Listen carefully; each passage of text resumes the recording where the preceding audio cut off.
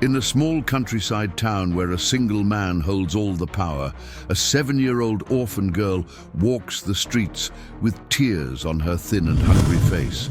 She hasn't eaten anything for 3 days, and the pain in her stomach has become unbearable. Desperate, she knocks on the door of the millionaire's mansion, who controls the entire town, and begs, "Uncle, do you have a little bit of milk? I'm very hungry in my belly." The man brutally rejects her, but when she sits on the sidewalk crying even more, an inexplicable fury takes hold of him. He grabs a bucket full of fresh milk and shouts, "If you're hungry, then take this," pouring all the liquid over the terrified child. Across the street, his purebred white horse observes all the cruelty with intelligent eyes.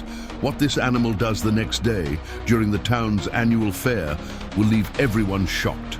The midday sun beat down relentlessly on the dusty streets of Harmony Creek, a small inland town where time seemed to have stopped decades ago. Among the humble homes and modest shops, a tiny, frail girl walked slowly, her bare feet leaving faint prints in the parched earth. Maria, only 7 years old, had a thin face streaked with an unending flow of tears. It had been 3 long days since any food had touched her lips. The ache in her stomach had transformed into a constant agony, as if 1,000 tiny knives were twisting inside her. Her large, dark eyes, which once sparkled with the typical joy of childhood, now reflected only despair and a hunger that went far beyond the physical. The orphaned girl stopped before Mrs. Elena's house, a middle-aged woman known for her kindness towards the neighborhood children. With a trembling voice, Maria knocked on the peeling wooden door. "Mrs. Elena, do you have a little bread? I'm so hungry," she whispered when the woman appeared in the doorway. The woman's face contorted into an expression of genuine compassion, but her eyes soon filled with fear.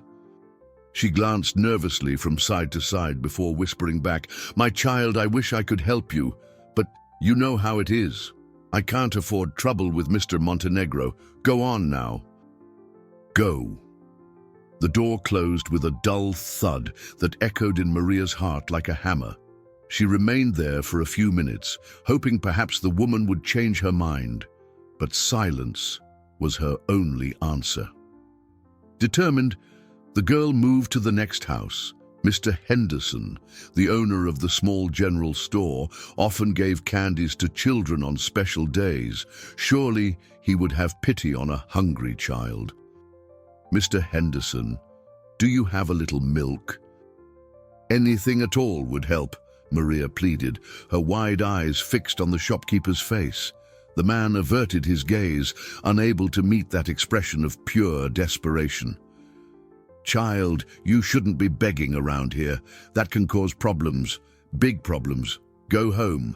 "I don't have a home, Mr. Henderson. I don't have anyone," Maria replied, her voice breaking into a plea that would shatter any sensitive heart.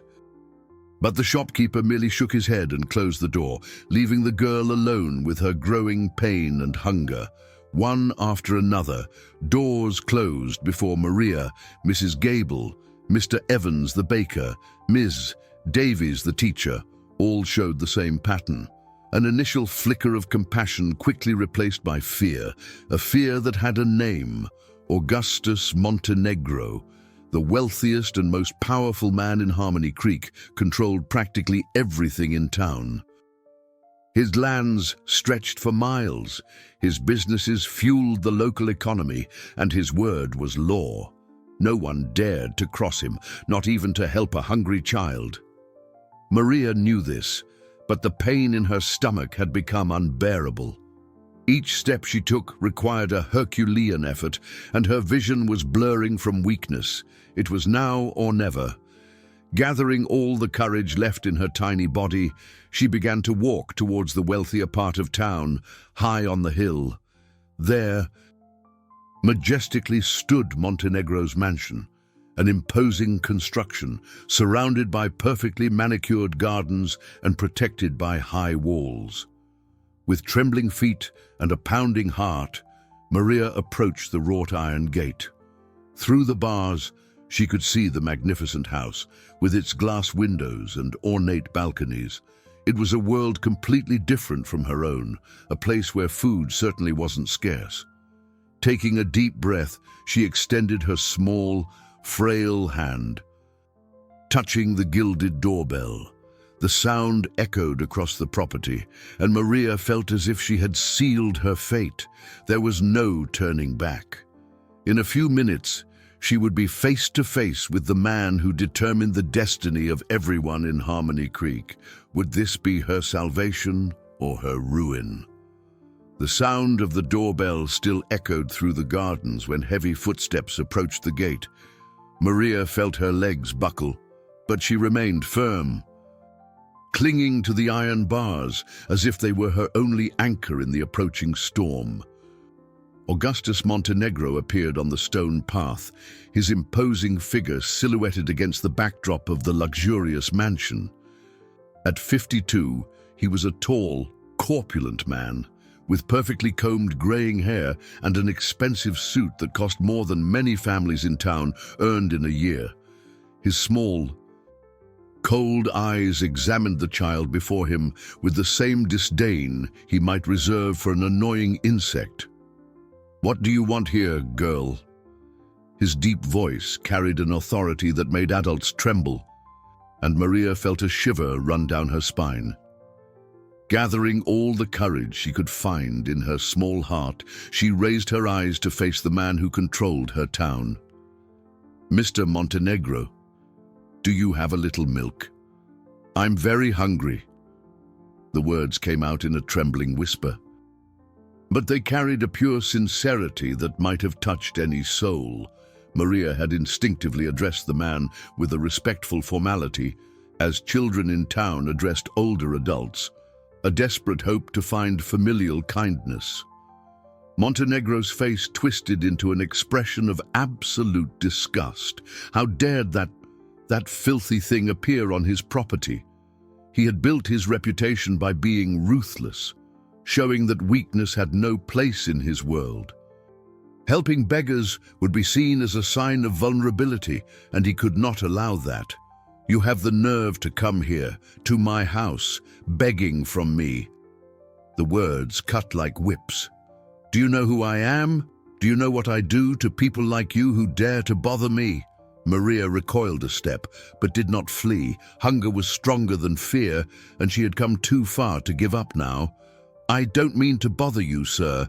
I'm just very hungry." "I haven't eaten anything in 3 days." 3 days? Montenegro laughed, but there was no humor in the sound. "And what does that have to do with me? Do you think I'm responsible for every vagrant in this town?" The man approached the gate, his face contorting into an expression of growing rage. He could see that some neighbors had come out to their windows, drawn by the commotion. His reputation was being tested, right there, before witnesses. And he could not appear weak. "Please, sir," Maria insisted, her small hands clutching the bars tighter. "I promise I won't bother you again. Just a little milk. Anything." The girl's plea awakened an unexplained fury in Montenegro. There was something about that persistent innocence that infuriated him deeply. Perhaps it was because she reminded him of a weakness he had long since purged from himself. Or perhaps it was simply because her presence challenged the order he had established in his town. "Get out of here now," he shouted, making Maria flinch. "Get off my property before I call the sheriff. People like you should know your place." The words hit Maria like physical blows. Tears welled in her eyes, but she still did not move. There was something in her gaze, a mix of desperation and a stubborn hope that refused to die. Montenegro turned his back abruptly and marched back to the house, his footsteps echoing on the stone path. But when he reached the door, something made him stop. Perhaps it was the sound of the girl's sobs, or perhaps it was the awareness that he was being watched by his neighbors. Maria remained by the gate, crying silently. Her small shoulders trembled, and she wiped her nose with the torn sleeve of her simple dress.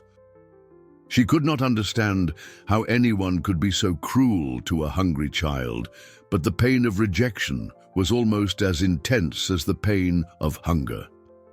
Across the street, tethered to a post near the side gate of the property, Montenegro's magnificent white horse observed the entire scene. Thunder was a purebred animal with exceptional intelligence that had always impressed all who knew him. His dark eyes shone with an almost human understanding as he watched the child suffer. The horse began to agitate, pulling at the rope that held him and neighing softly, as if trying to communicate with the weeping girl. What fate awaited Maria now that she had defied the most powerful man in town? Montenegro stopped on the threshold of his mansion door, his fist clenched so tightly his nails dug into his palms. The sound of the girl's crying continued to echo through the gardens, and he could feel the curious stares of the neighbors glued to his property. This situation was spiraling out of his control, and that was unacceptable. Mrs. Thompson, his next-door neighbor, had stepped out onto her porch and was discreetly observing the scene. Mr. Evans, the baker, had also stopped his bicycle at the corner, pretending to adjust his bread baskets while peeking at what was happening at the feared man's mansion. The presence of these silent witnesses further inflamed Montenegro's anger. He had built his reputation by being ruthless, and now a 7-year-old child was making him seem hesitant before half the neighborhood. This could not continue. Maria remained leaning against the gate, her sobs gradually lessening. But tears still streamed down her thin cheeks. She didn't understand why the man had yelled at her like that. In her innocence, she believed all adults were, deep down, good and willing to help a child in need. Maybe he's just having a bad day, she murmured to herself, wiping her eyes with the back of her small hand. I'll wait a little. He'll change his mind. Thunder continued to agitate across the street, his neighs growing louder and more insistent. The horse pulled at the rope with force, as if wanting to break free to protect the girl. His intelligent eyes alternated between Maria and the mansion door, as if he perfectly understood the injustice he was witnessing. Inside the house, Montenegro paced back and forth in the main hall, his mind swirling with rage. Through the living room window, he could see the small silhouette of the girl still standing by the gate. Why wouldn't she leave? Why did she insist on staying there, defying his authority? How dare she, he muttered through clenched teeth. How dare she stand there after I told her to leave? The housekeeper, Mrs. Henderson, a 60-year-old woman who had worked in the mansion for over a decade, watched her employer with growing concern. She had witnessed the entire conversation from the kitchen window, and her heart ached at the child's desperation.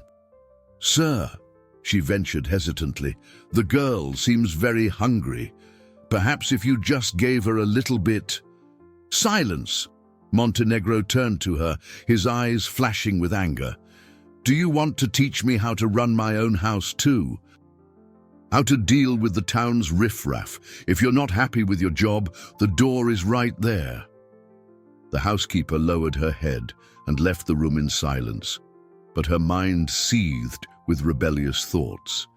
In all her years working there, she had seen her employer be harsh and unyielding, but never so cruel to a helpless child. Montenegro strode into the kitchen with long, determined steps. On the marble counter stood an aluminum pail full of fresh milk that had been delivered that morning. The white, creamy liquid was of the finest quality, from his own cows, and cost more than many families could afford for a week's basic food. A terrible idea began to form in his mind. If that girl wanted milk, then he would give her milk, but in a way she would never forget, and that would serve as an example for all other beggars who dared to show up on his property. He picked up the heavy pail with both hands, feeling the liquid slosh inside. His eyes gleamed with cold cruelty as he headed back to the front door. "If it's milk she wants," he muttered with a sadistic smile, "then milk she shall have." Maria was still sitting on the sidewalk, leaning against the gate, when she heard the mansion door open again. Her eyes lit up with renewed hope.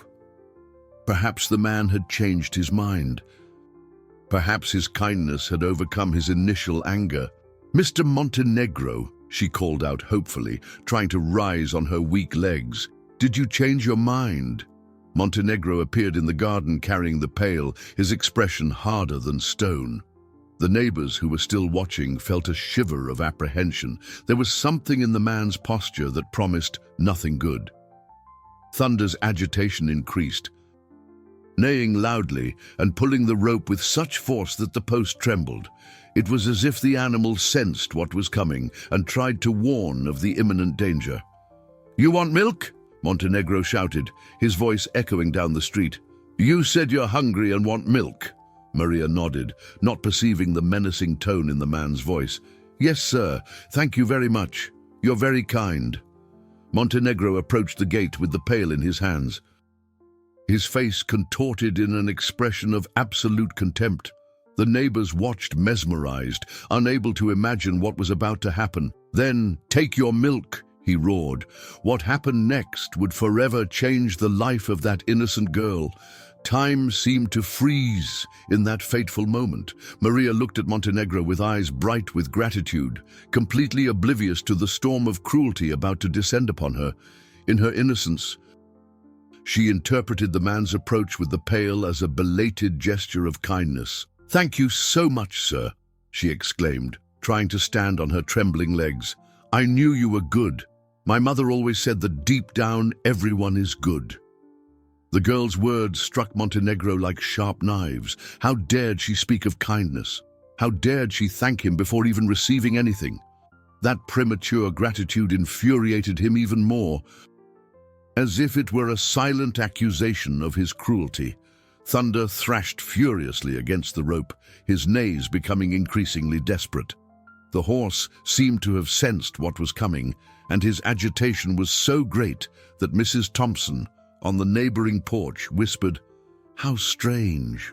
I've never seen Montenegro's horse so agitated." Mr. Evans, the baker, had completely stopped pretending to arrange his baskets. Other residents began to appear at windows and doorways. Drawn by the growing commotion, there was something in the air that promised an event that would forever mark the history of that quiet street. Montenegro positioned himself directly in front of the gate, the heavy pail in his hands. Maria was on the other side of the bars, her eyes fixed on the container she believed held her salvation. She could even smell the sweet aroma of fresh milk, and her empty stomach painfully cramped with anticipation. "Please, sir," she whispered, extending her small hands through the bars. "Just a little. I promise I'll make it worth your while." The child's humility and gratitude were the last straw for Montenegro. How dare she promise to make it worth his while? What right did she have to bargain with him? This was the perfect opportunity to show the entire neighborhood what happened to those who challenged his authority. "If you're hungry," he roared, lifting the pail above his head. "Well, then take this." And with a violent motion, he dumped the entire contents over the girl. The cold, white milk cascaded over Maria, completely soaking her dark hair, streaming down her thin face and drenching her simple dress. The liquid spread across the dirt ground, forming whitish puddles that reflected the midday sun. Maria stood frozen for a few seconds, unable to process what had happened. The milk ran from her hair into her eyes, mixing with the tears that instantly began to well up. Her small body trembled, not only from the cold liquid, but from the shock of the humiliation. A deathly silence fell over the street. The neighbors watching the scene gasped, unable to believe what they had witnessed. Mrs. Thompson covered her mouth, stifling a gasp of horror. Mr. Evans, the baker, dropped one of his baskets, scattering loaves of bread on the sidewalk. Thunder let out a deafening neigh, a sound that mixed rage and pain. As if the animal were screaming at the injustice it had just witnessed, the horse pulled at the rope with such force that it cracked, but it still held. Maria slowly raised one hand to wipe the milk from her eyes, her lips trembling as she tried to speak. I just wanted a little to drink," she murmured, her voice breaking. "Why did you do this to me?"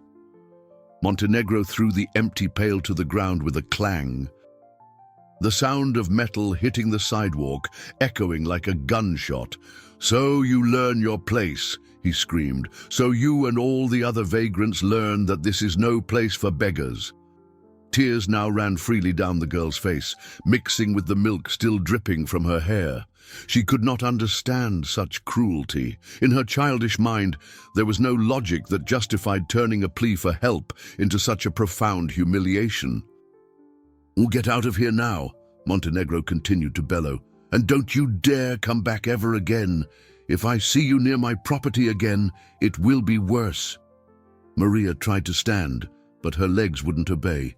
The shock, the humiliation, and the weakness from hunger combined to keep her seated on the soaked sidewalk.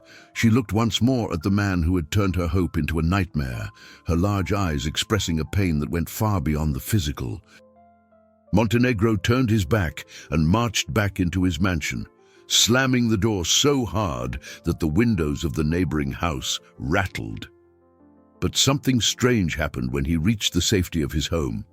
Instead of the satisfaction he expected to feel, an uncomfortable sensation began to gnaw at his insides. Outside, Maria remained sitting on the sidewalk, crying silently as the milk continued to stream from her fragile body. The neighbors watched in silence, none of them daring to approach to help, but all deeply disturbed by what they had witnessed. What would happen to the humiliated girl now? And why did Thunder remain so agitated, as if he knew that story was far from over? The following hours passed in slow motion. Maria remained seated on the sidewalk, her small, fragile body seeming even smaller under the weight of the humiliation she had endured. The milk had dried in her hair, leaving sticky strands and a whitish crust on her skin. Her dress, previously just worn, was now stiff and had a sour smell that attracted flies. The neighbors, one by one, returned to their homes, but the image of the milk-drenched child remained etched in their minds. Mrs. Thompson closed her porch window but couldn't stop peeking through the curtains. Mr. Evans the baker had collected his scattered loaves and continued his route, but his heart felt heavy as lead. Inside the mansion, Montenegro tried to resume his daily routine, but something had changed. Sitting in his imported leather armchair, he flipped through documents without truly reading them. The silence of the luxurious house seemed more oppressive than usual, and the image of the girl's frightened eyes kept appearing in his mind. "Nonsense," he murmured to himself, adjusting his reading glasses. "I did what I had to do. Now she'll learn and won't bother decent people anymore." But the words sounded empty, even to his own ears. There was something in those childish eyes, a purity that disturbed him inexplicably. It was as if the girl had seen through his entire facade of power and wealth, straight into something he preferred to keep buried. Mrs. Henderson entered the room carrying a tea tray, her movements more cautious than usual. She had witnessed the entire scene from the kitchen window and couldn't hide the expression of disapproval on her wrinkled face. "Sir," she said hesitantly, placing the tray on the coffee table. "The girl is still out there." Montenegro looked up from the document he was pretending to read, his expression hardening immediately. "And what does that have to do with me? Let her go find somewhere to stay. It's not my responsibility to take care of every vagrant in town." "But she's just a child, sir," Mrs. Henderson insisted, gathering courage she didn't know she possessed. "And she seems very ill. Perhaps if—" "Enough." Montenegro slammed his fist on the table, making the fine china clatter. You are paid to clean my house, not to give me moral advice. If you're not satisfied with the job, the door is right there." The housekeeper lowered her head and left the room in silence, but her mind seethed with rebellious thoughts. In over 10 years working in that house, she had seen many displays of coldness from her employer, but never anything so devoid of humanity. Outside, Thunder continued to be agitated. The horse had managed to slightly loosen the rope that held him, but not enough to break free. His intelligent eyes remained fixed on the girl sitting across the street, and he emitted low, melancholic neighs, as if trying to console her from a distance. Maria heard the horse's sounds and, for the first time since the incident, raised her head. Through the tears that blurred her vision, she saw the beautiful white animal watching her. There was something in the horse's gaze that slightly comforted her. It was as if he were the only being in that place who understood her pain. "Hi, horsey," she whispered in a hoarse voice. "Are you sad too?" Thunder neighed softly in response, as if understanding every word. The animal began to sway from side to side, its movements creating an almost hypnotic rhythm that somewhat calmed the girl's wounded heart. The sun began to dip in the sky, signaling that the afternoon was advancing. Maria knew she needed to find a place to spend the night, but her body refused to obey. The combination of hunger, dehydration, and emotional trauma had exhausted her last reserves of energy. A few houses down, Mr. Miller, an elderly man who had retired from his job as a stable hand on Montenegro's ranch, watched the scene from his small porch. He had witnessed all the cruelty, and his conscience found no peace. Mr. Miller knew Thunder well. He had been the one to care for the horse since he was just a foal. He knew of the animal's exceptional intelligence and its sensitivity to detect injustices. The horse's agitation confirmed what his heart already knew. Something terrible had happened there. The man looked at the drenched girl and then at the mansion where he had worked for over 20 years. An internal battle raged in his mind. He knew Montenegro's temper. He knew the risks of defying him, but he also knew he couldn't live with himself if he didn't do something. Inside the mansion, Montenegro tried to concentrate on the afternoon newspapers, but the words seemed to blur on the page. The uncomfortable sensation in his chest had transformed into something more persistent, a sharp pang that appeared whenever he tried to convince himself that he had done the right thing. "It's just guilt," he murmured to himself. "Silly guilt. She brought this on herself." But even as he uttered these words, he knew that something fundamental had changed within him. The image of those innocent eyes, turning from gratitude to horror, had planted a seed of doubt he could no longer ignore. Outside, the afternoon wore on, and Maria continued to sit on the sidewalk, between the dried milk and the still fresh tears. Thunder maintained his silent vigil, and Mr. Miller made a decision that would change the course of that entire story. What would happen when night fell, and for how much longer could Maria endure in that state? The sun was setting when Mr. Miller finally made the decision that had been maturing in his heart all afternoon. At 73, he had seen much cruelty in his life, but never anything that disturbed him as much as the scene he had witnessed a few hours earlier. Rising slowly from his rocking chair, the elderly man walked to the kitchen of his simple home. His trembling hands, marked by decades of hard labor, prepared a mug of warm milk and took out some homemade cookies that his late wife used to make. A recipe he had learned to ease his longing for her. "Helen," he murmured, looking at the framed portrait on the wall, "you always said we can't turn our backs on a child in need. Today, I will honor your words, even if it's the last thing I do." With determined yet cautious steps, Mr. Miller left the house, carrying a small tray. He knew the risks he was taking. Montenegro had made it clear over the years that he tolerated no weakness from his employees, even retired ones. But there were times in life when conscience weighed more than fear. Maria was still in the same position, leaning against the mansion gate.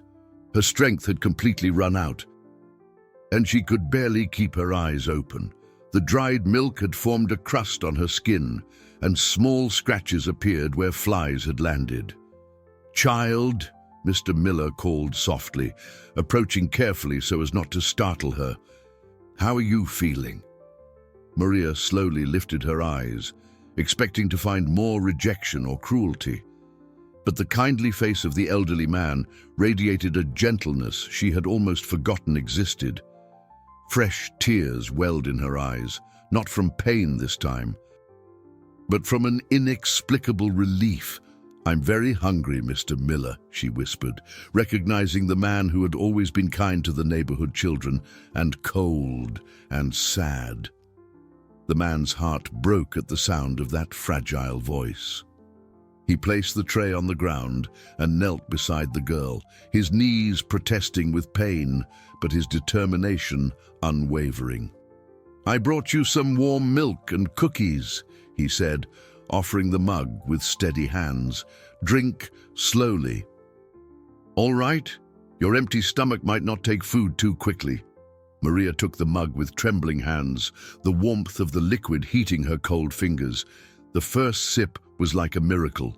The warm milk went down her parched throat like the most delicious thing she had ever tasted. She drank slowly, following the kind man's advice, feeling life gradually returning to her fragile body. "Thank you," she murmured between sips, her eyes shining with genuine gratitude. "No, you are very kind. Why aren't others like you?" The innocent question hit Mr. Miller like an arrow. How to explain to a 7-year-old child that the world was sometimes a cruel place, where fear made good people become complacent? "Not everyone is bad, my child," he answered softly, offering a cookie. "Sometimes people are scared or lost, or they've forgotten how to be kind. But that doesn't mean you should stop believing in kindness." Thunder had noticed the presence of his former caretaker and neighed softly, as if approving of the man's actions. The horse had calmed down slightly since he saw someone finally helping the girl, but his eyes remained alert, watching for any movement from the mansion. Inside the luxurious house, Montenegro watched the scene from his office window. The sight of his former employee feeding the girl sparked renewed fury, but also something more complex that he couldn't name. Was there a hint of envy? Was it possible that he was envying the peace he saw on the old man's face? "How dare he grumbled, clenching his fists. "After all I've done for him, after the years he worked for me, how dare he defy me like this?" But even as anger simmered, Montenegro couldn't stop watching. There was something about the interaction between the old man and the child that mesmerized him. Mr. Miller's natural kindness, the girl's pure gratitude, the simplicity of that moment of humanity. All this contrasted violently with the emptiness he felt in his own chest. Mr. Miller helped Maria finish the milk and cookies, then offered his clean handkerchief so she could wipe her face. "Do you need a place to stay tonight?" he asked with paternal concern. "And I have nowhere to go," Maria admitted, her voice still weak but already firmer thanks to the food. "Since my parents died, I've been sleeping wherever I can. Sometimes in the town square, sometimes under the bridge." The revelation that she was truly an orphan tightened Mr. Miller's heart even more. He looked at his simple house, then at the mansion where he had worked for so many years, and made a second courageous decision that day. "Come with me," he said, offering his hand to help her up. "My house is small, but I have a sofa where you can sleep tonight. Tomorrow, we'll see what to do." Maria held the kind man's hand tightly, as if it were her only anchor in a stormy sea. For the first time in days, there was real hope shining in her dark eyes. But as they moved away from the mansion, Thunder began to agitate again. The horse had sensed something that the humans didn't yet perceive. Montenegro was watching every move from the window, and his expression promised nothing good. Would Mr. Miller's kindness save Maria, or would it just bring more trouble for both of them? A week had passed since the milk incident, and Harmony Creek was preparing for its traditional annual town fair. The streets came alive with colorful stalls, the aroma of festive foods, and the buzz of residents from all over the region. It was the most important event of the year, when merchants displayed their best products and entire families gathered to celebrate. Maria had spent those days in Mr. Miller's simple house, slowly regaining her strength. The kind man had fed her, given her a bath, and even found her clean clothes from Mrs. Thompson, who secretly admired her neighbor's courage. The girl was still thin and fragile, but her eyes had recovered some of their childlike sparkle. "Mr. Miller," Maria asked while having breakfast, "can I go see the fair? I've never seen one up close." The elderly man hesitated, knowing the risks. Montenegro would certainly be present at the event. It was tradition for the town's richest man to make a grand appearance mounted on Thunder. But looking into the girl's hopeful eyes, he couldn't bring himself to refuse. "You can go, but stay close to me the whole time," he said, his voice laden with paternal concern. "And if we see Montenegro, we move away immediately." Meanwhile, at the mansion, Montenegro meticulously prepared for his annual appearance. He put on his best suit, an imported Oxford that cost more than many families spent in an entire year. His Italian leather shoes gleamed like mirrors, and his hair was perfectly combed. "And today I'll show these villagers who really runs this town," he muttered to himself, adjusting his silk tie. "And if I find that old traitor and the cursed girl, I'll teach them a lesson no one will forget." The week of accumulated rage had turned into a thirst for revenge. Montenegro couldn't forget the humiliation of being defied by a former employee, and the image of the girl being cared for by Mr. Miller infuriated him more each passing day. Mrs. Henderson, the housekeeper, watched her employer with growing apprehension. She had noticed how irritable he had become in recent days, muttering to himself and constantly looking out the window towards Mr. Miller's house. There was something dangerous in the air, like the tension that precedes a violent storm. "Sir," she ventured, as he adjusted his shirt cuffs, "perhaps it's best not to go to the fair today. You seem agitated." Montenegro turned to her, his eyes flashing with anger. "Agitated? Me? You're crazy, woman. Today is my day to show this town who holds the power here. Prepare Thunder. I want him with his brightest leather saddle and golden reins." But when Montenegro went down to the stables, he found something that made him even angrier. Thunder, normally an obedient and majestic horse, was visibly agitated. The animal refused to stand still while being saddled, neighing nervously and stomping his hooves on the ground. "What's wrong with this animal?" Montenegro shouted at the temporary stable hand. "He's never behaved like this." "I don't know, sir," the young man replied nervously. "Ever since that day, well, ever since you, he's been very strange. It's like he's angry about something." The indirect mention of the incident with Maria made Montenegro's rage boil even further. Even his own horse seemed to be turning against him. But this would end today. He would ride Thunder and make his triumphant entrance at the fair, showing everyone that he remained the absolute master of Harmony Creek. In the town square, the fair was in full swing. Maria walked beside Mr. Miller, her eyes sparkling with fascination at so many colors, sounds, and smells. It was like entering a magical world after days of suffering. She held the kind man's hand tightly, feeling safe for the first time in a long time. "Look, Mr. Miller, pink cotton candy," she exclaimed, pointing to a stall. "Is it true it melts in your mouth?" The man smiled, touched by the child's simple joy. "It is true. How about we try some? As they waited in line for the treat, an agitation began to spread through the crowd. People pointed to the entrance of the square, where Montenegro appeared mounted on Thunder. The horse, normally elegant and controlled, seemed restless, shaking his head and making small, rearing motions. "It's Montenegro," someone shouted. "He's going to give his annual address." Mr. Miller felt his blood run cold. He had hoped they would avoid the encounter, but now it was too late. Montenegro had seen them and was heading in their direction, the crowd respectfully parting to clear a path. "Maria," Mr. Miller whispered urgently, "stay behind me and don't say anything." But Thunder had other plans. As they approached the center of the square, where a large mud puddle had formed due to the previous night's rain, the horse suddenly stopped. Montenegro tried to force him to continue, but the animal remained motionless, like a statue. "Go on, you stupid animal!" Montenegro shouted, pulling the reins hard. "Don't embarrass me in front of everyone!" The crowd watched in silence.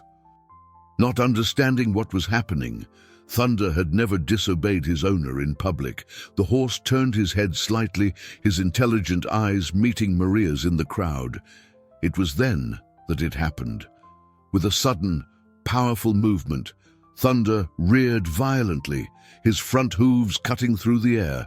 Montenegro, caught completely off guard, lost his balance and fell directly into the dark, foul-smelling mud puddle. The sound of the impact echoed through the silent square. The most respected and feared man in Harmony Creek was sitting in the mud, his expensive suit completely ruined, his perfectly combed hair now a dirty mess. The crowd stood paralyzed for a few seconds, unsure how to react. Then, some nervous giggles began to ripple, gradually growing until they became a collective laugh that Montenegro had never imagined hearing directed at him. The turning point had arrived, and nothing would ever be the same in Harmony Creek. The silence that followed Montenegro's fall was broken by a sound no one expected. Small, quick footsteps running towards the mud puddle. Maria had slipped from Mr. Miller's hand and was running to help the man who had humiliated her a week earlier. "No, Maria!" Mr. Miller shouted, trying to reach her, but the girl was already beside Montenegro, extending her small, clean hand to him. "Are you okay?" "Zitcher?" she asked with genuine concern, her dark eyes shining with pure compassion. "Let me help you up." The crowd gasped. There was the same child who had been cruelly humiliated, offering help without hesitation to the man who had mistreated her. It was a gesture of such pure and unexpected kindness that some spectators felt tears welling in their eyes. Montenegro looked at that outstretched small hand, then at the girl's angelic face. For a moment, his world stopped. There was no anger in those eyes, no thirst for revenge, no desire to see him suffer. There was only the same innocent compassion he had seen a week before, multiplied by the generosity of a heart that refused to hold a grudge. "Why?" he whispered, his voice hoarse with confusion. "Why do you want to help me after what I did?" Maria tilted her head slightly, as if the question were strange. "Because you fell and must be hurt. Isn't that what we do when someone needs help?" The simplicity of the answer struck Montenegro like lightning. Here was a 7-year-old child, an orphan with nothing in the world, teaching him about basic humanity. The irony was so profound that he felt momentarily dizzy, but the public humiliation and accumulated anger were stronger than the moment of reflection. Montenegro violently swatted the girl's hand away, causing her to lose her balance and fall into the mud as well. "Get out of my sight!" he screamed, his voice echoing through the silent square. "I don't need a beggar's pity!" Maria fell, sitting in the mud, her clean dress now stained with the same dirt that covered Montenegro. But instead of crying or getting angry, she just looked at him with a profound sadness that was too mature for her age. "It wasn't pity, sir," she said softly. It was just kindness. A murmur of indignation rippled through the crowd. To see an adult man violently shove a child who was merely trying to help him was too much, even for the standards of submission the town had developed over the years. It was then that Thunder did something extraordinary. The horse, seeing Maria being mistreated again, charged furiously at Montenegro. But this time he wasn't content just to rear up. He literally charged at his own master, knocking him down a second time into the mud with even greater force. The crowd gasped in astonishment. They had never seen a horse deliberately protect a person against its own owner. It was as if the animal had made a conscious decision about which side of morality to choose. Montenegro, now completely drenched and filthy, tried to get up, but Thunder positioned himself between him and Maria like a protective guardian. The horse lowered his head to the girl, allowing her to stroke his muzzle with trembling hands. "Thank you for protecting me," she whispered to the animal, who responded with a soft neigh that sounded almost like a purr. Mr. Miller finally reached Maria, helping her up from the mud. His eyes were full of tears, not of sadness, but of deep pride for the unwavering kindness of the girl he had taken in. "You have the purest heart I've ever known," he murmured to her, wiping the mud from her face with his own handkerchief. The crowd began to disperse slowly, but conversations were intense. What they had witnessed was more than a simple accident. It was a revelation about the true character of the people involved. Montenegro, the wealthiest and most powerful man in town, had shown his true cruel face. An orphaned child had demonstrated a nobility of spirit that shamed the entire town.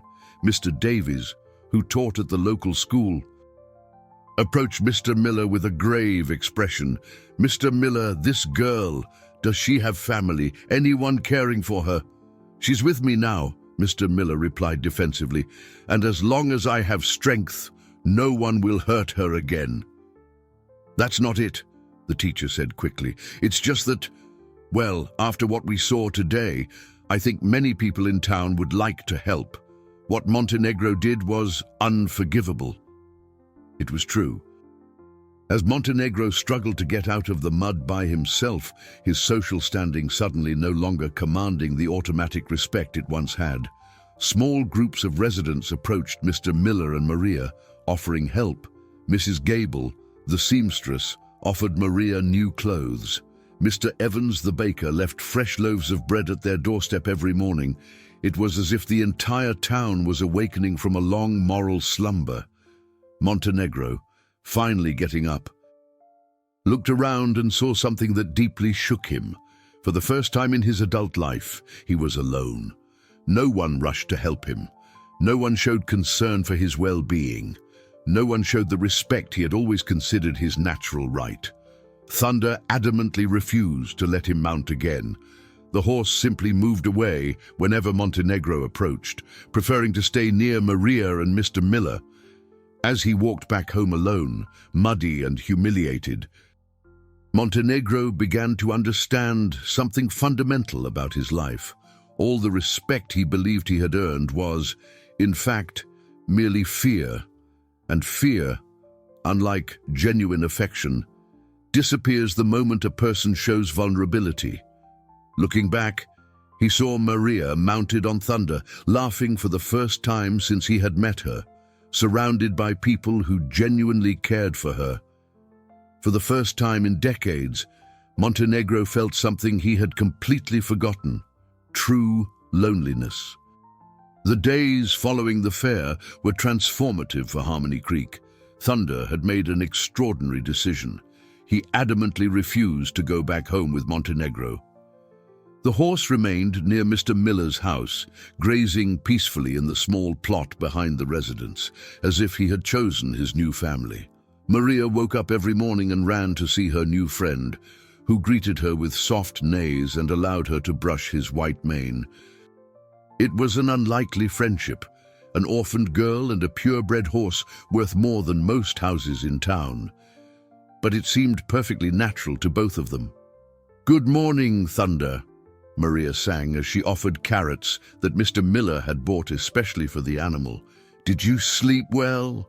I dreamed we flew together through the clouds." The horse lowered his head to receive her caresses, his large eyes showing a peace no one had seen during his years in Montenegro's mansion. It was as if he had finally found where he belonged. Mr. Miller observed the interaction with a mix of joy and concern. He knew Montenegro wouldn't let the situation pass unnoticed, but he also didn't have the heart to separate these two beings who had found mutual solace. "Maria," he said gently, "you know Thunder isn't ours, right? He belongs to Montenegro." The girl stopped brushing the horse's mane and looked at Mr. Miller with a serious expression. "But he doesn't want to stay there, Mr. Miller, and I don't think anyone should be forced to stay where they're not happy." The child's simple wisdom touched the old man's heart. At 7 years old, Maria understood things about freedom and happiness that many adults took decades to learn. Meanwhile, at the mansion, Montenegro was living his worst days. Mrs. Henderson had resigned the morning after the fair, unable to continue working for a man whose cruelty she had witnessed firsthand. Other employees followed suit, leaving the house practically empty.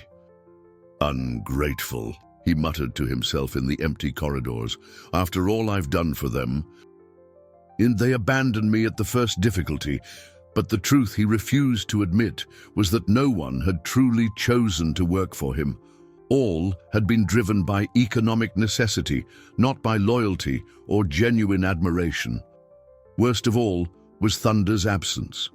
Montenegro had tried several times to retrieve his horse, marching to Mr. Miller's house with an authoritative air, but the animal simply refused to cooperate. On the third attempt, Thunder had even given a few warning kicks, making it clear that his loyalty had definitively shifted. "This animal is defective," Montenegro shouted during one of these frustrated attempts. "I paid a fortune for him." "Thunder is not defective at all," Mr. Miller responded calmly.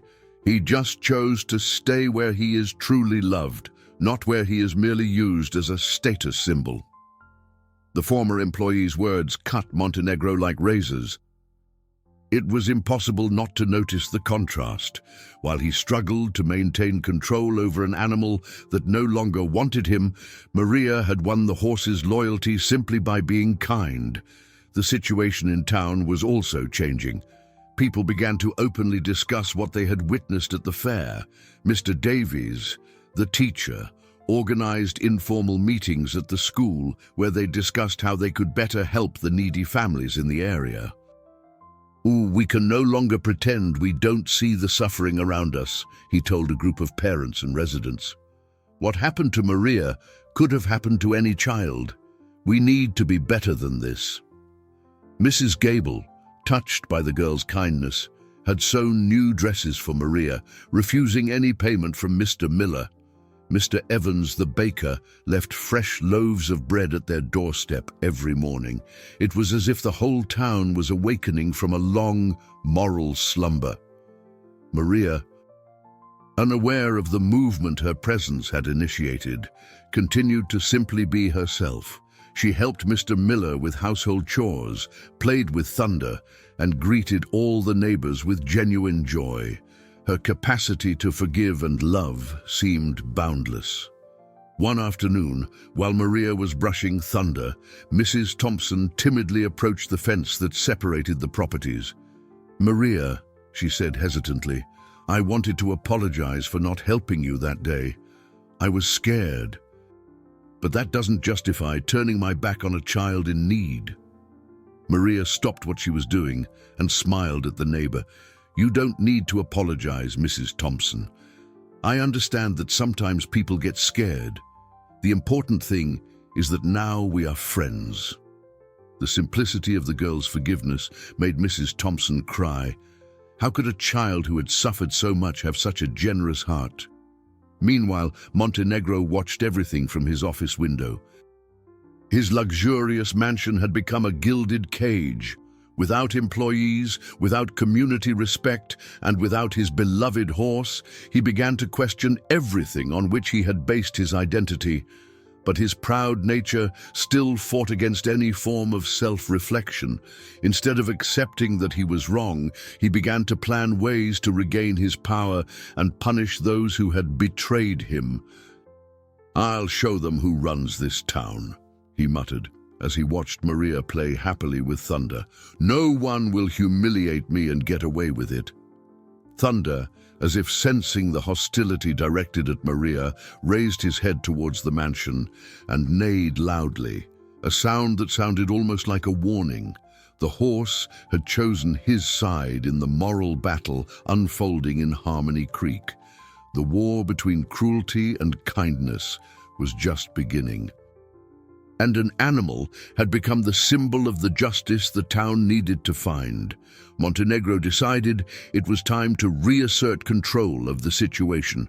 For years, his word had been law in Harmony Creek, and he would not allow an orphaned child and a rebellious horse to destroy everything he had built. Wearing his second-best suit, the first still carried the lingering smell of the fair's mud, he set out into town with the intention of reasserting his authority. His first stop was the local bank, where he kept most of his investments and exerted considerable influence over regional loans and financing. The manager, Mr. Peterson, had always treated him with exaggerated deference. But this time, something had changed. "Montenegro," the manager said without rising from his chair when he entered, a lack of formality that had never happened before. "What brings you here?" "I want you to cut off all loans to those who disrespected me at the fair," Montenegro declared, slamming his fist on the table, "starting with old Mr. Miller and anyone who showed support for that girl." Mr. Peterson finally looked up from his papers, his expression carefully neutral. "I'm afraid that's not possible, Mr. Montenegro. Our loans are based on technical criteria, not personal vendettas." The answer hit Montenegro like a slap. Never before had anyone refused to comply with his financial suggestions. "How dare you defy me? Do you know who I am?" "I know exactly who you are," the manager replied calmly. "The question is, do you?" As Montenegro stormed out of the bank, Mrs. Henderson, his former housekeeper, walked down the street carrying groceries. He intercepted her, his voice laden with threat. "Mrs. Henderson, you're coming back to work for me immediately. I'll double your salary if you forget this nonsense and return today." The elderly woman met his gaze with a dignity he had never seen in her. "No, Mr. Montenegro, I'd rather take in laundry for a living than work for someone who mistreats defenseless children."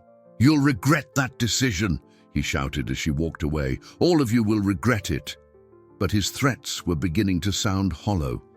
At every establishment he visited, Montenegro encountered the same subtle but firm resistance. The butcher forgot to save the best cuts for him. The pharmacy couldn't procure his special medications. The gas station always had issues with the pumps when he arrived. These weren't direct refusals. No one yet dared an open confrontation, but the town was showing its disapproval in small, constant ways that eroded Montenegro's authority like drops of water on a stone. Meanwhile, at Mr. Miller's house, a quiet revolution was unfolding. Mr. Hayes, the teacher, had become a regular visitor, bringing books and teaching Maria to read better. Mrs. Gable appeared with clothes and stories. Mr. Evans, the baker, always had a special treat saved for the girl. "Mr. Miller," Mr. Hayes said one afternoon as he watched Maria read aloud to Thunder, "have you thought about formalizing Maria's guardianship? She clearly belongs here with you." The elderly man nodded gravely. It was exactly what he had been thinking, but he knew the obstacles Montenegro could create. "He won't let this go unchallenged, Mr. Hayes. You know his temper." "That's precisely why we need to act fast," Mr. Hayes replied. "I have contacts in the state capital who can help." And we're not alone in this. Half the neighborhood has already volunteered to testify about the girl's character and the care she receives here. It was true. The transformation in Maria's life had deeply touched the community. People who once barely greeted each other now gathered to discuss how they could protect the girl and support Mr. Miller. Mrs. Thompson had documented the entire spilled milk incident, including photographs of Maria's stained clothes that she had kept as evidence. Mr. Evans, the baker, kept a record of all the times the girl had sought food before finding shelter with Mr. Miller. "We're putting together a comprehensive dossier," Mr. Hayes explained. "If Montenegro tries to use his influence to cause legal trouble, we'll have a solid defense." Maria, oblivious to the complexities of adults, continued to be the luminous center of all that mobilization. She had transformed Mr. Miller's backyard into a small garden, planting flowers that attracted butterflies.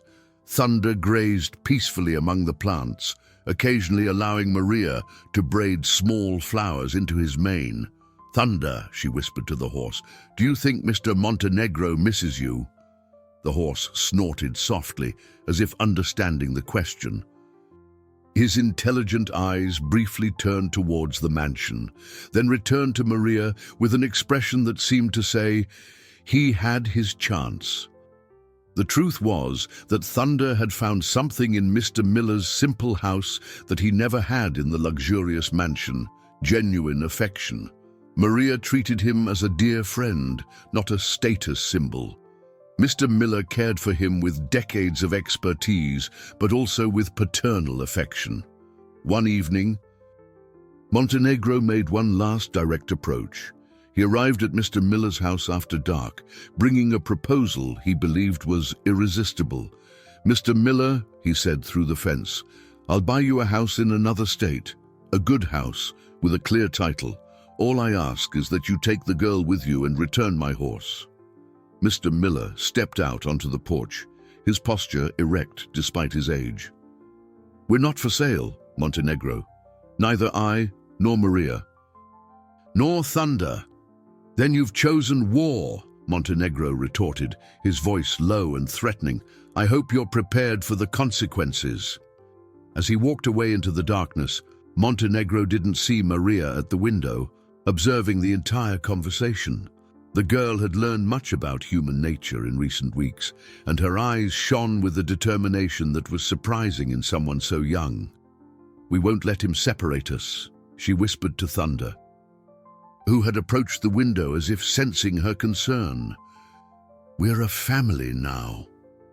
The horse neighed softly in agreement, and Maria knew that, no matter what happened, they would face it together. The battle for Harmony Creek was intensifying, but this time Montenegro wasn't just facing isolated individuals. He was facing a community united by the transformative power of pure kindness. Montenegro's threat soon materialized. The next morning, his first move was to try and use his political contacts to create bureaucratic problems for Mr. Miller. He made calls to City Hall, alleging that the elderly man was keeping a stolen animal and a child without proper documentation. But Mr. Hayes had anticipated this. His contacts in the state capital were already mobilized, and when the town official arrived for a routine check, he found a completely different situation than Montenegro had described.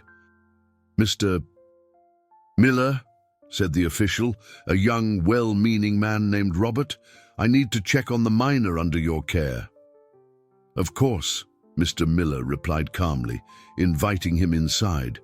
"Maria is out in the yard playing with Thunder. Mr. Hayes helped us prepare all the necessary documentation." Robert observed Maria interacting with the horse and was visibly touched by the scene. The girl hummed a children's song while braiding flowers into the animal's white mane, which remained patiently still, as if understanding the importance of that moment of peace. "She seems very happy here," the official commented, his initial prejudices quickly dissolving. "Maria has been through very difficult things," Mr. Miller explained, "but she has a pure heart that refuses to hold a grudge. She teaches me about kindness every day." Mr. Hayes arrived at that moment with a folder full of documents. "Officer Robert, here are all the testimonies from the neighbors, the medical report certifying that Maria is healthy and well cared for, and the initial documentation for the guardianship process." Robert examined the papers, impressed by the organization and the evident community support. There were declarations from Mrs. Gable, Mr. Evans the baker, Mrs. Thompson, and at least a dozen other residents, all attesting to Mr. Miller's exemplary care and Maria's positive transformation. "No, and what about the horse?" he asked, fulfilling his obligation to verify all allegations. "Thunder chose to stay here," Mr. Miller replied simply. "Horses are intelligent animals. They know where they are well treated." As if responding to the conversation, Thunder approached the fence and extended his muzzle towards the official, who instinctively reached out to pet him. The horse allowed the caress, but then immediately returned to Maria, making it clear where his loyalty lay. Meanwhile, Montenegro waited anxiously in his mansion, hoping the official intervention would solve his problem. But when Robert returned, he brought news that made Montenegro's rage explode. "Mr. Montenegro," the official said diplomatically, "I found no irregularities in the situation. The minor is being very well cared for, and as for the animal, well, there's no evidence of theft. On the contrary, there are multiple witnesses that the horse refuses to return to your property." "Impossible!" Montenegro shouted. "That horse is worth a fortune. He's my property." "Property, yes," Robert agreed. "But forcing an animal to stay where it doesn't want to can be considered animal cruelty. I suggest you resolve this amicably." After the official left, Montenegro was left alone with his mounting fury. Every attempt to regain control had failed, and he could feel his power slipping away like sand through his fingers. But the story of Maria and Thunder had begun to spread beyond the borders of Harmony Creek. Mr. Hayes had shared the narrative with colleagues in other towns, and Mrs. Thompson had posted photos on social media that began to go viral. "Look at this incredible story," she wrote. "An orphan girl teaches an entire town about forgiveness. And a horse chooses love over luxury." The images of Maria playing happily with Thunder, contrasted with the accounts of what she had suffered, touched people across the state. Journalists began calling Mr. Hayes, wanting to know more about the girl who won a horse's heart. Montenegro watched the local news in growing horror when he saw his town being featured on television. The reporter was interviewing residents about an inspiring story of kindness overcoming cruelty. "It's a lesson for all of us," Mrs. Gable told the camera. "This girl showed us that even after suffering injustices, we can choose love over hate." Mr. Evans, the baker, added, "She forgave someone who didn't deserve forgiveness. That made me rethink how I treat people in my daily life." But it was Mr. Miller's words that most impacted Montenegro. "Maria taught me that true wealth isn't measured in money or property. It's measured in the ability to love and be loved back." When the camera focused on Maria mounted on Thunder, her laughter echoing on the screen, Montenegro felt something he hadn't experienced in decades: profound shame.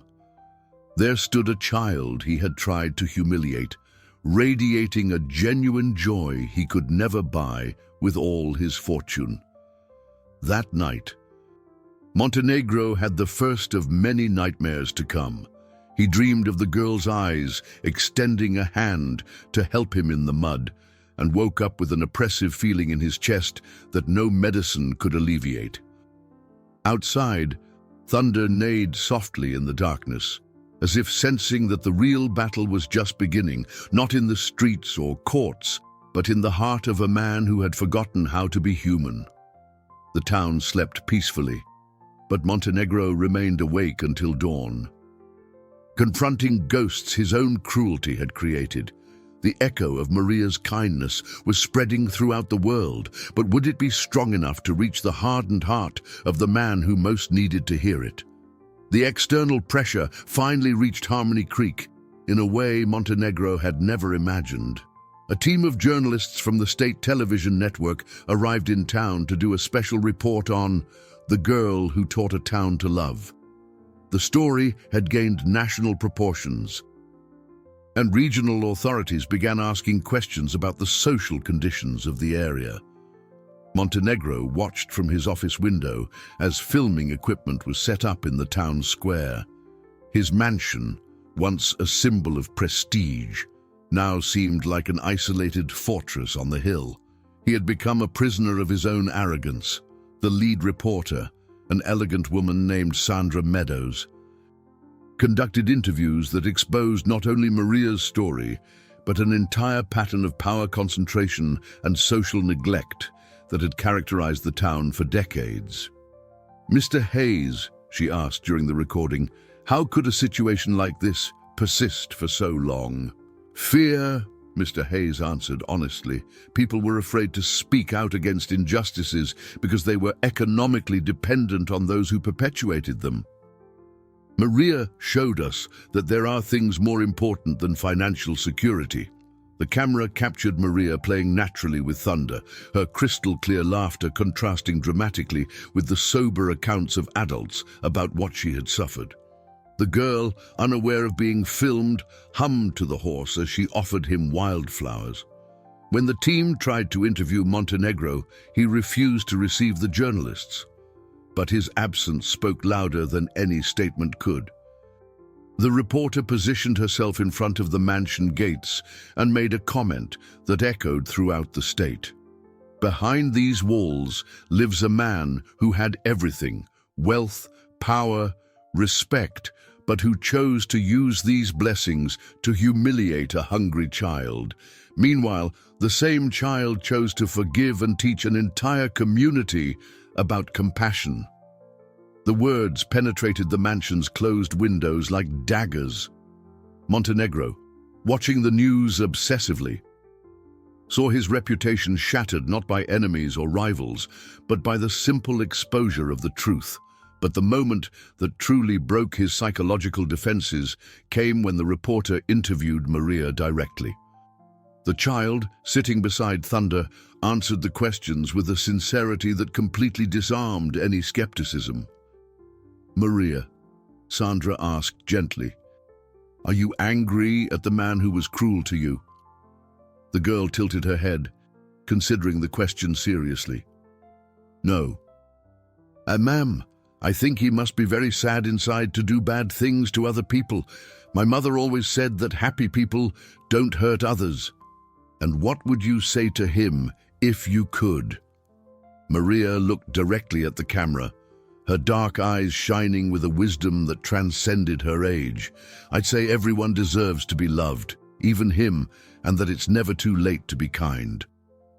Montenegro, watching alone in his luxurious living room, felt something inside him shatter completely. That child, the same one he had drenched in milk in an act of sadistic cruelty, was offering him forgiveness and understanding that he knew he didn't deserve. For the first time in decades, Montenegro cried true tears, not of anger or frustration, but of a repentance so profound that it seemed to come from a place in his soul he had forgotten existed.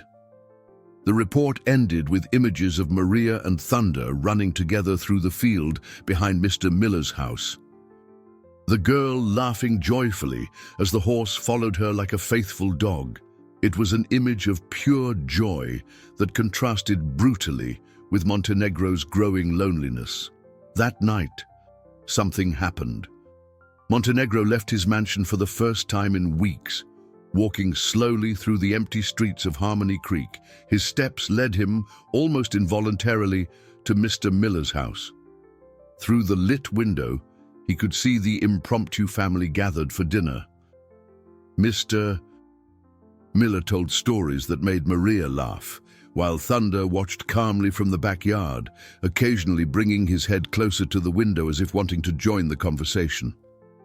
It was a scene of absolute simplicity, yet it radiated a genuine happiness that all of Montenegro's wealth had never been able to buy. He stood there in the darkness, watching what he had lost by choosing power over love. When Maria got up to say goodnight to Thunder, her eyes met Montenegro's through the fence. For a moment, time seemed to stop. The girl showed no fear or anger, only a compassionate sadness that completely disarmed the man who had been her tormentor.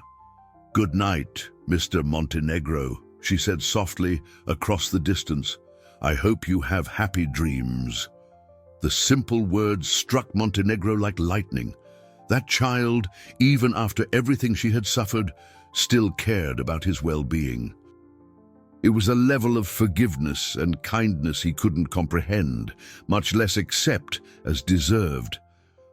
Montenegro stumbled back home, his mind in a whirlwind of emotions he had suppressed for decades. For the first time in his adult life, he found himself forced to confront a devastating truth. He had become exactly the kind of person he most despised, a man without compassion, without love, without purpose beyond his own selfish gratification. Sitting alone in his empty mansion, surrounded by luxuries that could no longer fill the void in his chest, Montenegro finally understood the true price of his choices. He had lost not only the respect of the community, but his own humanity. The question that tormented him now was, would it be possible to regain what he had lost, or were some damages irreversible, some bridges burned forever? Outside, thunder neighed softly in the night, as if knowing that the most crucial moment of that whole story was just beginning. The next dawn brought an unexpected transformation to Harmony Creek. Montenegro, after a sleepless night of profound self-reflection, made a decision that would surprise everyone, especially himself. Dressed in simple clothes instead of his expensive suits, he left his house carrying a brown paper bag. His first destination was Mrs. Henderson's house, his former housekeeper who had refused to return to work. When she opened the door and saw him standing there, her expression mixed surprise and caution. "Mrs.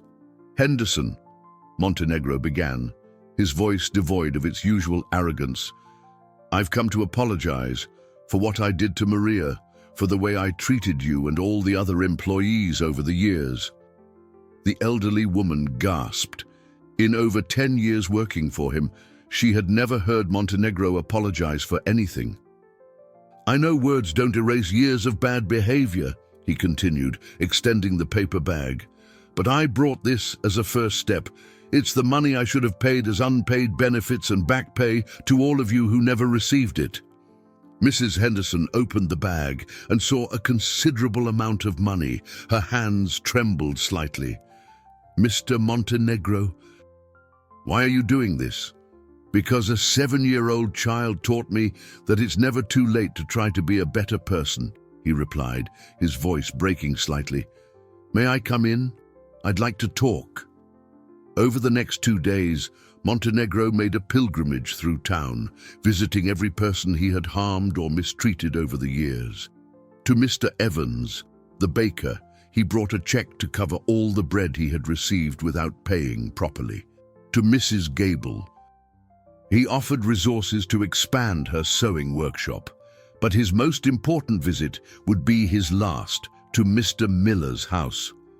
When Montenegro appeared at the fence that afternoon, Maria was teaching Thunder to lift his hoof like a dog. The horse, with infinite patience, carefully lifted one of his front hooves whenever the girl asked. "Mr. Miller," Montenegro called softly, "may I speak with you all?" Mr. Miller stepped out onto the porch, his posture cautious but not hostile. He had heard the rumors about Montenegro's visits around town and was curious about his intentions.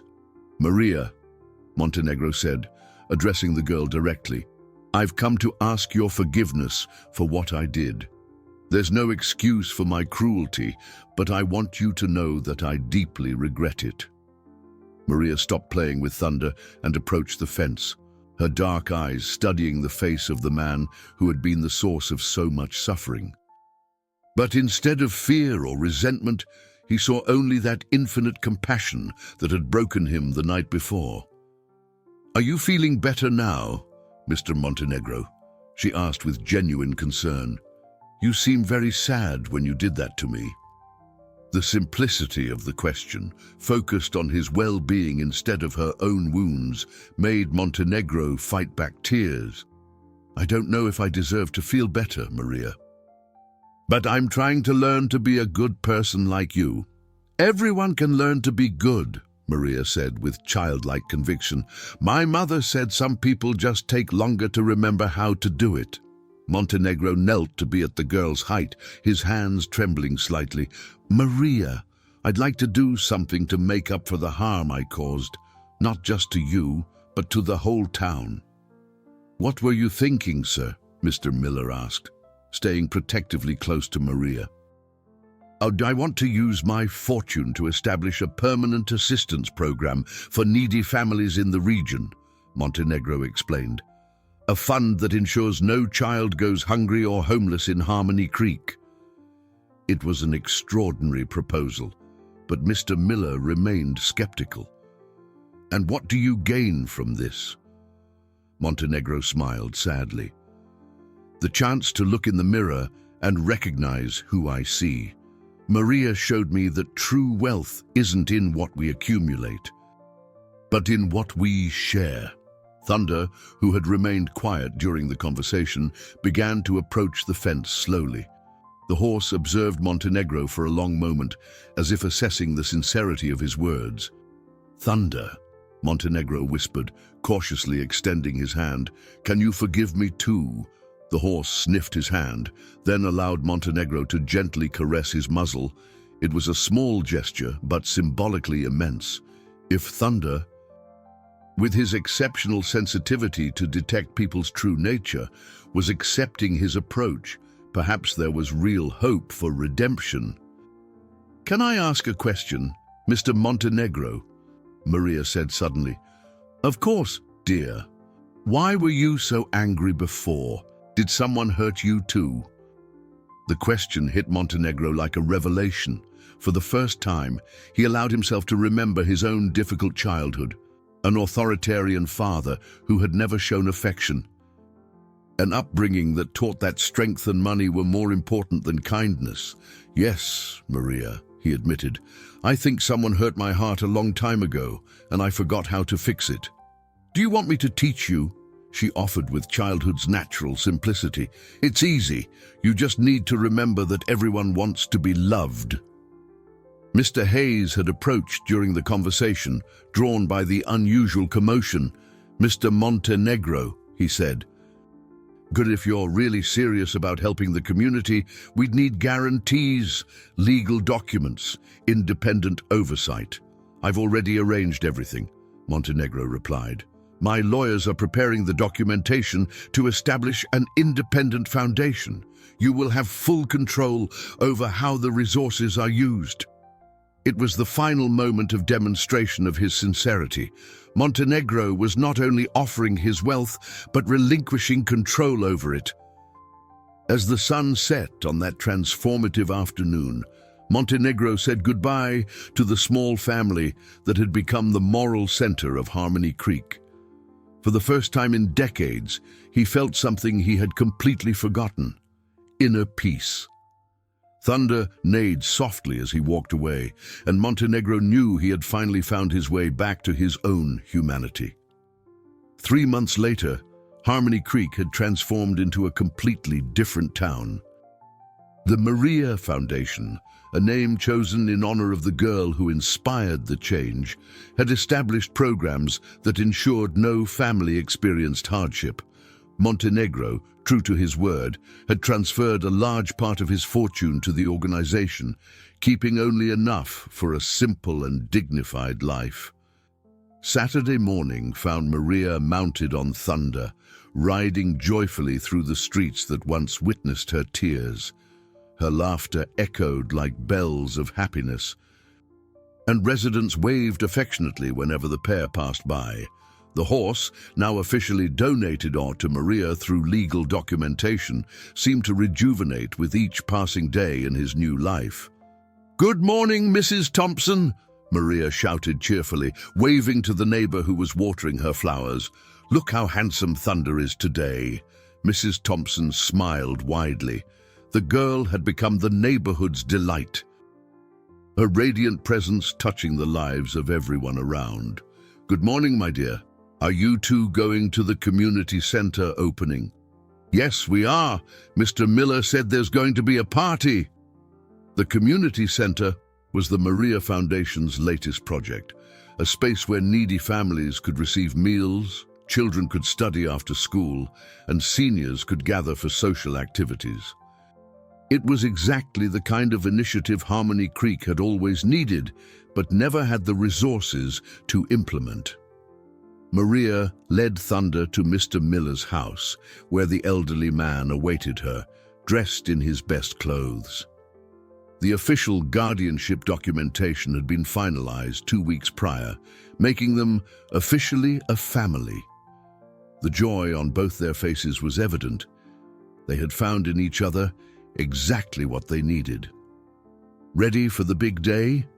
Mr. Miller asked, adjusting the colorful ribbon Maria had tied in Thunder's mane. "Ready as can be. And is Mr. Montenegro going to be there?" "Yes, he is. He's been working very hard to organize everything." It was true. Montenegro had dedicated himself entirely to community work, using his organizational skills and business knowledge to make the Foundation's programs more effective. He worked humbly alongside volunteers, never again demanding special treatment or leadership positions. In the town square, decorated with colorful pennants and tables full of food, the community gathered to celebrate not just the center's opening, but the transformation that had occurred in their town. Mr. Hayes coordinated activities for the children, while Mrs. Gable and other ladies organized a charity fair. When Maria and Thunder arrived, they were greeted with warm applause. The girl had become the symbol of the town's kindness and forgiveness, and her story continued to inspire people far beyond Harmony Creek's borders. "Everyone," Mr. Hayes called for attention. "Let's begin the official ceremony." Montenegro appeared among the crowd, but now he seemed like a completely different person. His clothes were simple, his face was tanned from outdoor work, and his eyes shone with a peace that hadn't existed before. He had learned to find satisfaction in honest work and service to others. "Friends," he began, his voice firm but humble, "today we celebrate not just a new building, we celebrate what a courageous child taught us about forgiveness, kindness, and second chances." His eyes met Maria's, who smiled radiantly at him. The relationship between them had evolved into something akin to grandfather and granddaughter, based on genuine affection and mutual respect.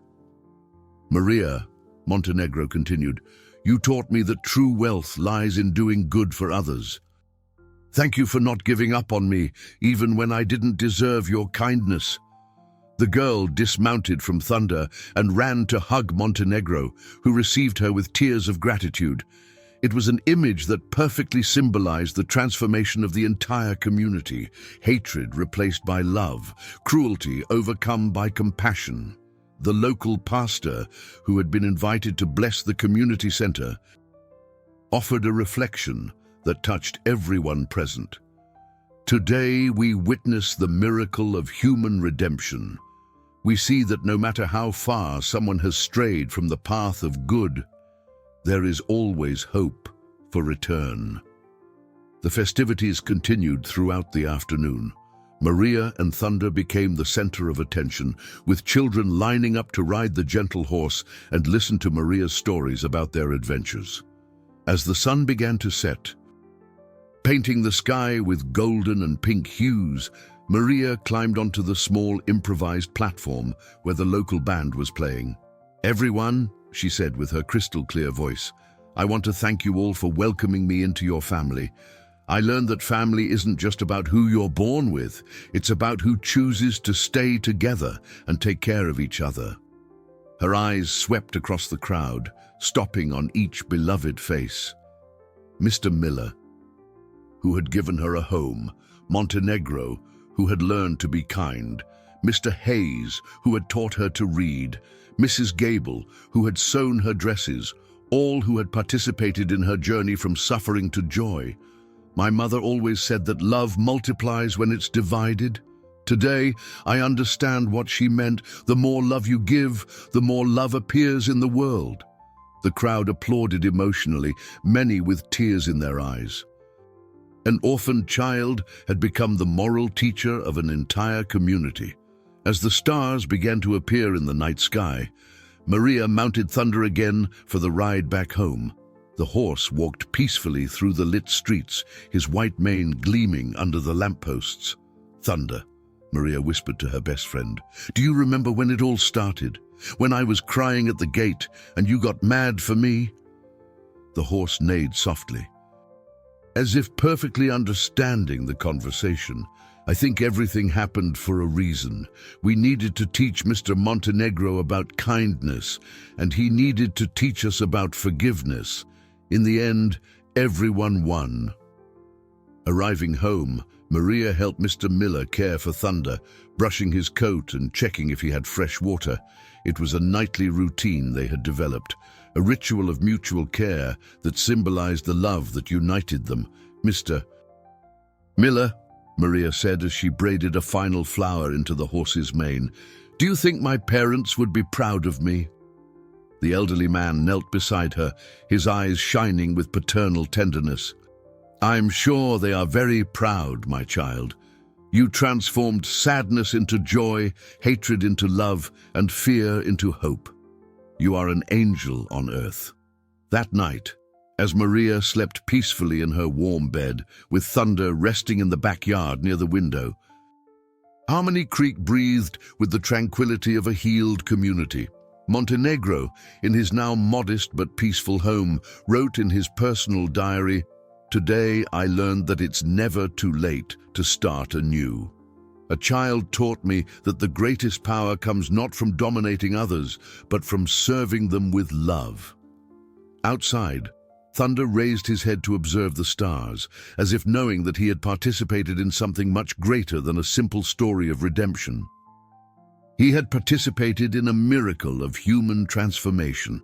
And so, under the starry sky of Harmony Creek, an orphaned girl who had known cruelty but chose to respond with kindness slept peacefully, knowing that she had changed the world around her simply by being herself, pure, courageous, and infinitely loving. The milk that was once spilled in humiliation had transformed into the nectar of compassion that nourished an entire community.